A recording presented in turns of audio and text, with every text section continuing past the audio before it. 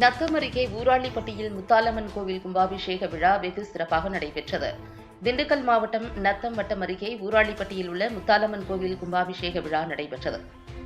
விழாவினையொட்டி கடந்த வெள்ளிக்கிழமை காலை கணபதி ஹோமத்துடன் யாகசாலை பூஜை தொடங்கியது.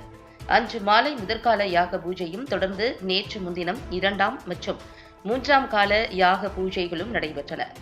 நேற்று காலை 4ஆம் கால யாக பூஜையை தொடர்ந்து யாகசாலையில் காசி, ராமேஸ்வரம், கரந்தமலை உள்ளிட்ட புனித ஸ்தலங்களில் இருந்து கொண்டு வந்து பூஜையில் வைக்கப்பட்டிருந்த தீர்த்த குடங்கள் மேளதாளம் முழங்க ஊர்வலமாக எடுத்து வரப்பட்டு கோவிலின் உச்சிக்கு கொண்டு செல்லப்பட்டது. அங்கு சிவாச்சாரியார்கள் வேத மந்திரங்கள் போத புனித தீர்த்தம் கலசத்தில் ஊற்றப்பட்டது. அப்போது கோவிலை சுற்றி நின்ற பக்தர்கள் சுவாமி தரிசனம் செய்து வழிபட்டனர். பக்தர்களுக்கு புனித தீர்த்தமும் பூஜை மலர்களும் பிரசாதமாக வழங்கப்பட்டது. தொடர்ந்து அன்னதானம் நடைபெற்றது. இதில் காத்தாம்பட்டி, ஏரக்காப்பட்டி, ஏட்டையம்பட்டி உள்ளிட்ட சுற்றுவட்டார கிராமங்களைச் சேர்ந்த பக்தர்கள் ஏராளமானோர் கலந்து கொண்டனர்.